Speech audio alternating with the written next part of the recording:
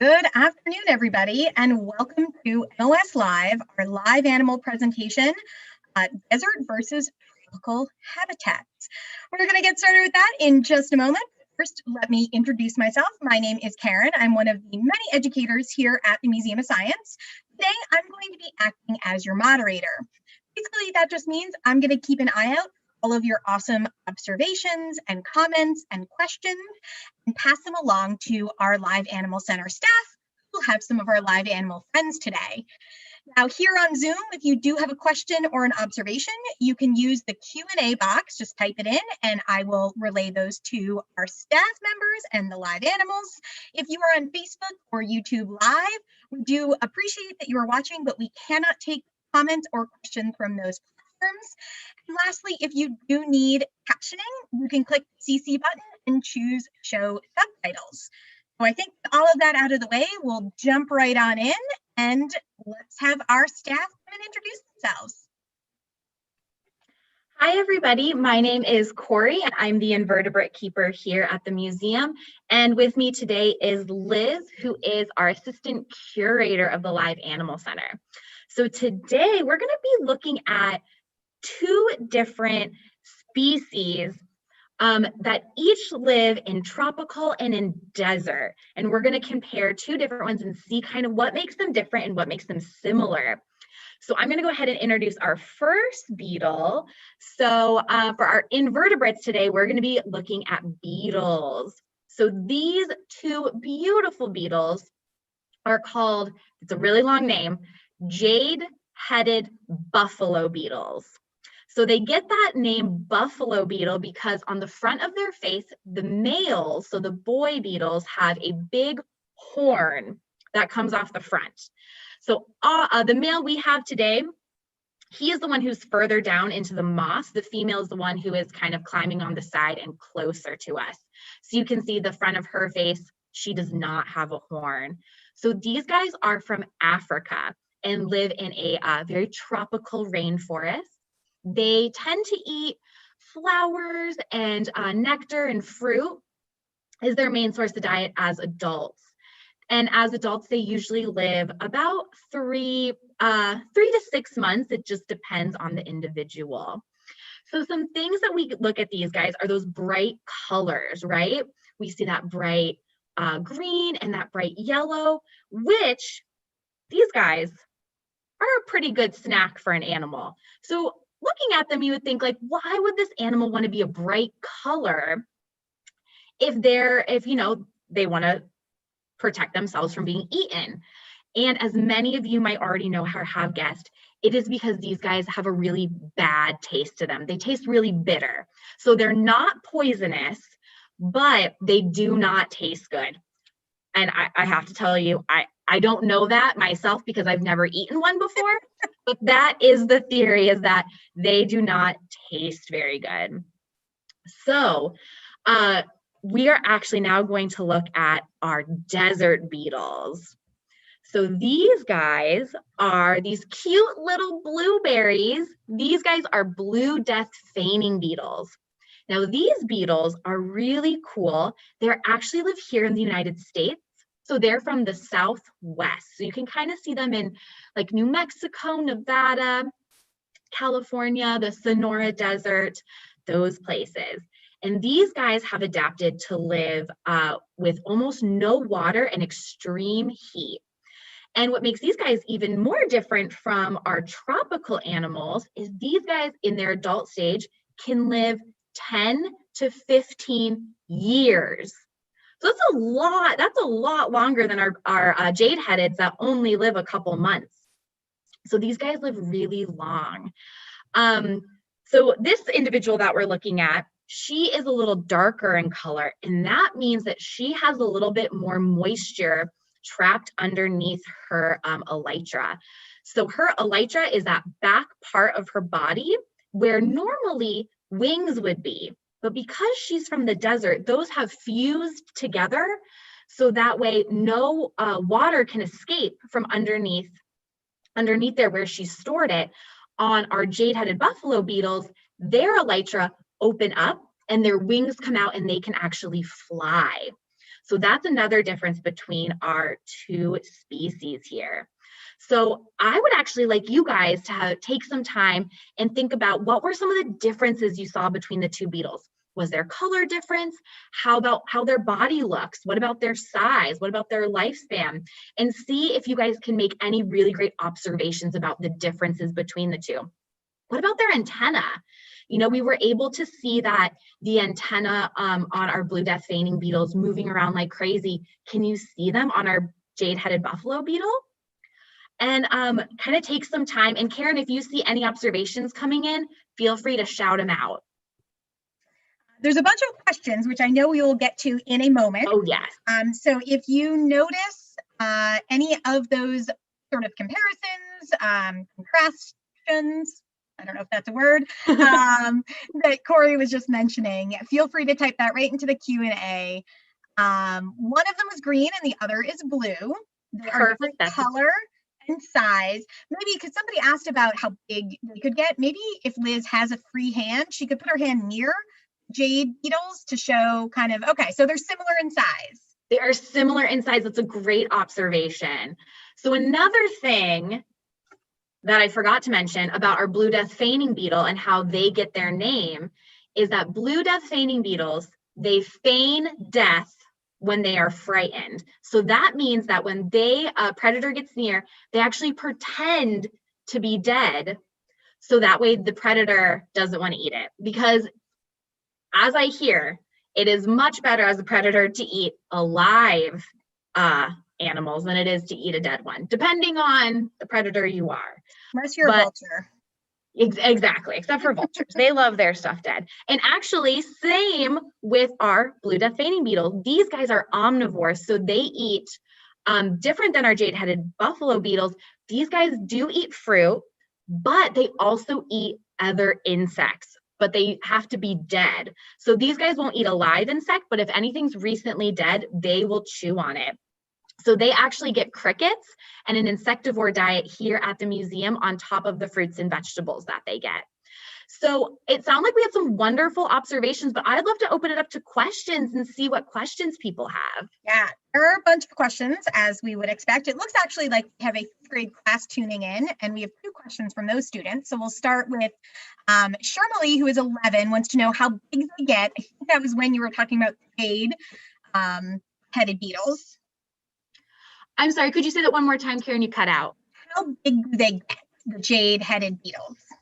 That's a great question. So the ones you are seeing right here are full adult beetles. So beetles go through complete metamorphosis, just like butterflies. So they start as an egg, and then they go into a larva, or what we call a grub.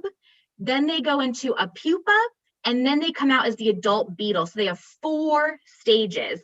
So once they're an adult, they're full grown. That's as big as they're going to get. So these guys are at their full size. Now, the size of the beetle depends on how much nutrients and the type of nutrients the grub or the larva gets. So the better the nutrients as a larva or grub, the bigger the beetle will be and the healthier the beetle will be. So pretty cool, right? So once they're adults, they don't change size. And that's the same thing for our blue death feigning beetle.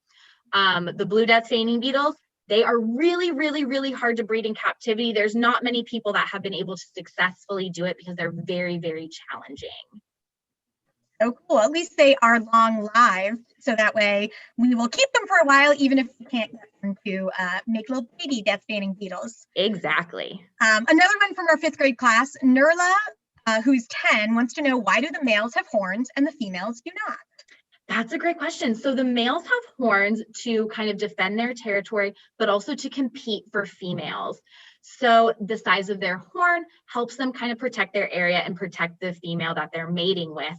And this is really important for them to pass on those genetics. So 5-year-old Holden would like to know, what are their predators? So maybe for both species. That's a great question. So for both of these guys, birds are going to be a big predator. Reptiles are going to be a big predator. Those kind of are going to be the main ones because these are a smaller insect. They're not as large. So like you wouldn't really see any larger carnivores coming after these guys, but insectivores, really reptiles and birds are going to be their main predators. Cool. And this is a question I had also. How much water can the blue death feigning beetle trap? That's a great question. So the amount of water, I'm not exactly sure, like the milliliters that they can hold on to, but when we see a darker beetle, and this is such a great comparison, we have our darker beetle and we see a lighter beetle. The lighter beetle actually is in better condition than the darker one. So when the elytra, when their exoskeleton has too much water in it, they turn that dark color. When they have a healthy amount of water in their exoskeleton, they're that lighter color. So if I had to guess, our darker one, she was probably rolling around in her food because in the food, there's some extra moisture there. So she was probably enjoying her food and got a little too much of the moisture from most likely the cucumbers onto her exoskeleton. So the nice thing is that they can dry out. They have a waxy coat to them, but it's very important that we make sure that they do dry out and that it doesn't stay on there for too long because that can actually end up shortening their lives. And we have such great caretakers for them, right? Looks like we have another school group tuning in from Temple Beth Shalom. And the question that came in from them is, do the antennae grow back if they get damaged or broken? What an absolutely wonderful question. So they do not. So with beetles, once they have come out of their pupa, they cannot regrow anything. So once they lose a foot or what we call a tarsi or an antenna, it's gone and they cannot grow it back. All right. I know that we want to make sure we get to our other live animals. So maybe one question, this one came in from a couple of different friends, both Lily and Katrina want to know how many babies do they have? So maybe how many eggs do they lay at a time? Oh my goodness, it is a lot. A female within her lifespan can lay hundreds of eggs. So for the jade-headed buffalo beetle, we actually have a sustaining colony here. So these two that you're looking at actually emerged from their pupa just about 3 weeks ago. So they're only 3 weeks old. They're still young little guys. So we are constantly breeding them. We have lots and lots of babies. And then we're also then able to take the extra ones that we have here at the museum and send them to other institutions. So that way we're not taking animals from the wild. So with our blue death feigning beetles, they're a little trickier, as I mentioned, to breed. So these guys also lay a lot of eggs. I believe these guys, it's normally like 20 at a time. Again, we just don't know a lot about them, which is what's so important about sharing information and doing more research on these guys. So currently I have 14 larvae or 14 of the grubs in our insect zoo. And I am trying to mimic their natural habitat in hopes that those 14 will pupate into adult beetles. That's a wonderful question. Can you remind me where the death beetles are from?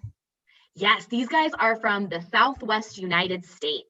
Okay, so maybe that's a tough area to go and do research on them. Real dry, real hot. It's also, there are just some things that no matter how much time and effort people put into researching animals and into watching their natural behavior, there are just some things we can't figure out. So for instance, the trick that we found in captivity to raising these beetles, which again are desert animals, is to get them, the larva, to make it all the way to adulthood, they need to be in exactly 75 degrees and they need exactly 80% humidity. Which is kind of crazy that they need that exact parameters to be able to make it to adulthood. And they can only be at those parameters once they hit 2 inches long. If you do before 2 inches, it won't work. If you do it once they're bigger than 2 inches, it won't work. So it's so crazy that those are the exact parameters to raise them in captivity. But then where's the 80% humidity when they're in the wild? Are they really deep in the soil where it's more wet? Is there a specific location? There are so many great questions that we need answers to. Well, maybe some of our friends today will become animal researchers, including our invertebrates. So real cool. I'm going to share my screen because I know you and Liz are going to swap spots. So I want to give everyone a little bit of information about both beetles. So you can take a screenshot or a quick, snap with your camera or phone if you so choose. But this was our jade-headed buffalo beetle and some of their facts, where you can find them, things like that. And then also our blue death feigning beetles. And I think they'll let me know when they are ready. So again, I can kind of flip back and forth between these. It's amazing how long the blue death feigning beetles can live.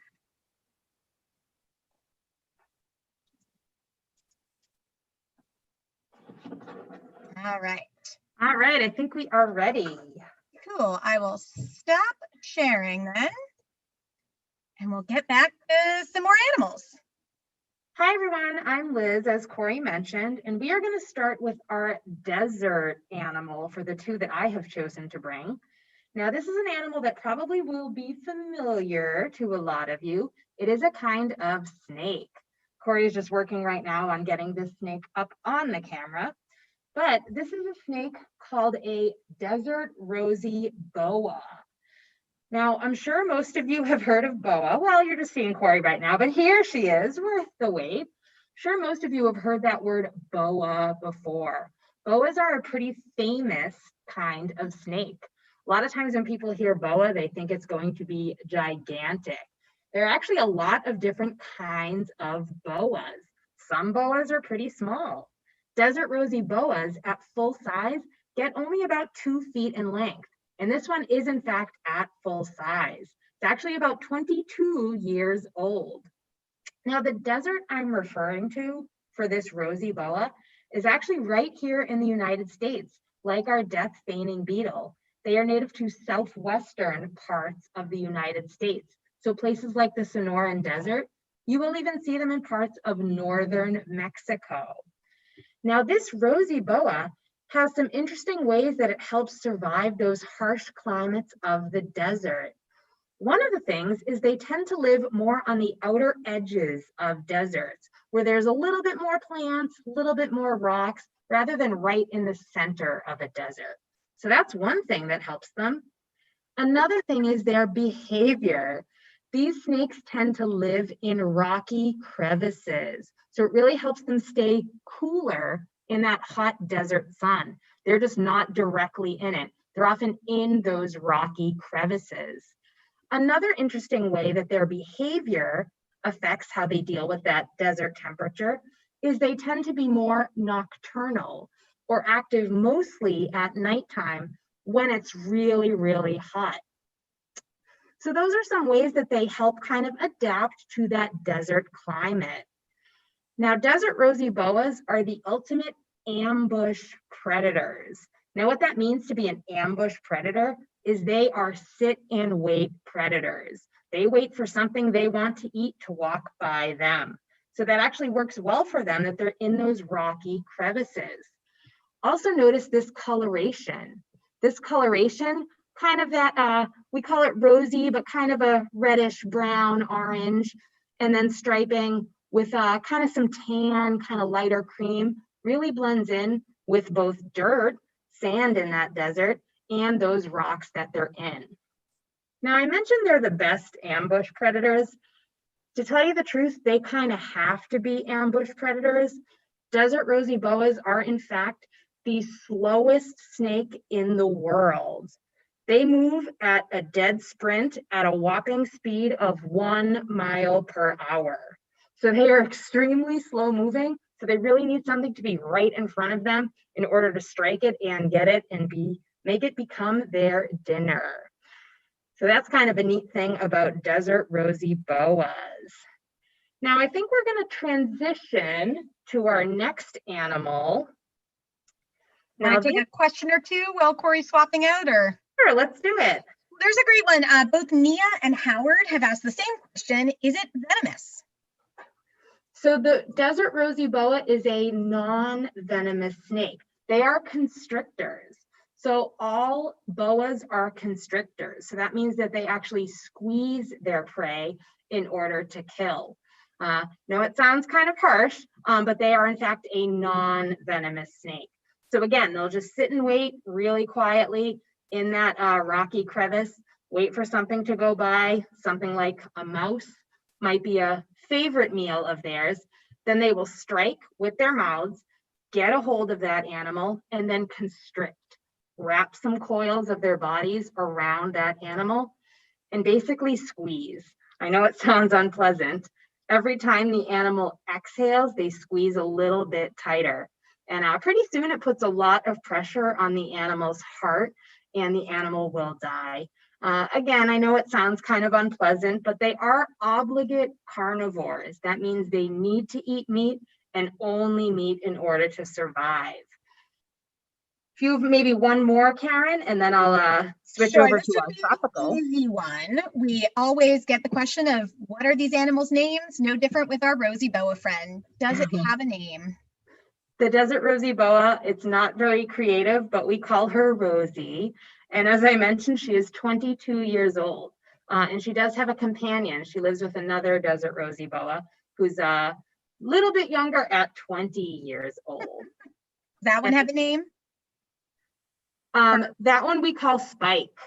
So Spike and Rosy are partners in crime. All right, is Corey ready with our next tropical think we animal? Are ready. All right. So you guys probably guessed, I showed you a desert snake. You probably also assumed I was going to show you a tropical snake. Now, this snake was the reason it took me a little bit longer to transition because I had to get him positioned on this perch. And I'm actually amazed that he's sitting so nicely on the perch. I kind of thought he'd give Corey some trouble and be moving around quite a bit. Now, this tropical snake is called a green tree python. Kind of like boa, I'm sure you guys have heard of pythons before. Similar to the boa, you probably assume a python would be gigantic. They are not a huge species of python. A really big one could top off around 5 feet in length. This one is probably more like 4 feet, completely stretched out. You're seeing him very coiled on this perch right now. Now, green tree pythons in the wild are native to parts of Australia, and you will find them in a tropical habitat, more specifically, tropical rainforest. Sure, most of you have an idea of what rainforests look like. Now, this snake, as the name suggests, is a tree python. That means it spends pretty much all of its time up in the trees. Now, I know he's really easy for you guys to see on this bright white perch that he's sitting on, but if you could picture those greens amongst the leaves up in a tree canopy, they blend in really, really well. That works for the snake because they're a really good predator. So it's best for the snake if other animals do not know this snake is around. Now, another neat thing about green tree pythons, in addition to having that great camouflage, they actually get a lot of their water from leaves on the trees. Now, they don't eat the leaves because they are carnivores, so they won't eat them. But what they do is they can drink water that collects on those leaves. So a green tree python might never have to go down to the ground if it gets everything it needs up in those trees. I've seen our green tree pythons here at the museum actually drink water that collects on each other after we miss their enclosure, which I always think is pretty cute. Now, last kind of fun thing before I turn it over to questions, you'll notice that Corey is not handling this green tree python with her bare hands. They are non-venomous, like our Rosy Boa, but they are not what we would call harmless. These snakes have really long front teeth that kind of look like fangs. They're not technically fangs since it is a non-venomous snake, but they're really, really long, really, really sharp. I've heard being bitten by a green tree python is kind of like being sliced by a razor blade. So we tend to use similar precautions with these snakes as we do with our venomous snakes. So I only handled him using snake hooks, which are tools often used to deal with venomous snakes. Ooh, and Corey will do a nice glimpse of those right now. So I should probably turn it over to questions since we only have a few minutes left. Yes, this is a great one that came in from 10-year-old Anya. Why are its eyes so big? Maybe in comparison to the Rosy Boa's much tinier eyes. That's interesting. That is a good comparison. I guess I don't have a good reason as to why the python's eyes are so big. They do tend to be nocturnal, same as the Rosy Boa. I guess one thing I can think of with the Rosy Boa is maybe since they're in such a sandy environment, maybe stuff getting in the eyes, irritating them. That's a really good question though, and I actually don't have a great answer for that. One neat thing that the tree python has is they actually have heat detecting pits. So in addition to being able to see, they almost have an extra sense where they can detect heat. So they can tell when a warm-blooded or endothermic animal is near them with that special heat sensing pit that they have. Excellent. It's a great observation though from our audience today. So Vivian, who is 9, asks, why isn't it moving? That's a good question. And honestly, I'm pretty happy, as I'm sure Corey is pretty happy, that he's not moving around a whole lot right now. Probably what he's doing is just more or less what he would be doing in the wild. So in the wild, he would be sitting on, like I said, a tree branch with lots of green leaves. They just kind of sit and wait. They're ambush predators, much like our desert Rosy Boa.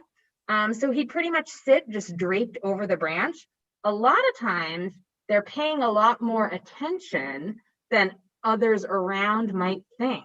So it might look like he's just sitting, not really with a care in the world, but they have a really fast strike, and they can strike about half of their body length out. Honestly, I've heard they can just hang on to a branch with their tail and suspend almost completely down from a branch. So they are amazing predators. And yeah, he's probably just trying to fool you into thinking that he's not paying a lot of attention right now. A great segue into our next question. Bailey, age 8, wants to know, what does it eat? What is it hunting up there in the trees? Yeah, here at the museum, our snakes eat dead rodents. So dead mice that we do feed them. Up in the trees, these snakes actually eat a lot of lizards, things like geckos, and then any rodents that would climb up in the trees. For many, many years, people actually thought these snakes ate a lot of birds. It makes sense since they're up in the trees. But current research is suggesting that that actually might not be the case. Not to say that they wouldn't go after the bird. It just tends to not be a huge part of their diet. It's going to be mostly other reptiles and small rodents. Excellent. Well, maybe I'll combine 2 questions together. What's its name and how long does it live? This green tree python, his name is Ka, and he is about actually 12 years old now. They are known to live 20, even a little bit older than 20 years in captivity. Tends to be longer living with people. But in the wild, if they made it to adulthood, they probably could average maybe 10 years, a little bit longer. I can't believe that it's been 12 years. I remember when him and his buddy came to the museum. With that, I'm going to again share my screen with just some fun facts about both the desert Rosy Boa as well as the green tree python. But I want to thank Liz and Corey and all 4 of our animal species today for coming out and helping us out. And they'll all be back next week again. All right, so if you want to have that information, there's the Desi Rosy Boa and the green tree python. I want to thank you guys for coming out today, learning a little bit more about our live animals and asking some great questions and making some great observations. I do want to remind you that we do these live animal programs every Friday afternoon, so you can tune in week after week, see different animals and different themes. If this is something that you enjoyed, come back on another Friday. Definitely also check out mos.org/mos at home and look for our daily live stream schedule. We do have daily programs that we are live streaming out. And if this is something you enjoyed and you were able to do so, we would love for you to support our efforts here at the Museum of Science for our virtual live programs. So again, thank you so much for being here. I hope you had some fun, learned a few new things, and definitely enjoy the rest of your Friday afternoon. Goodbye, everyone.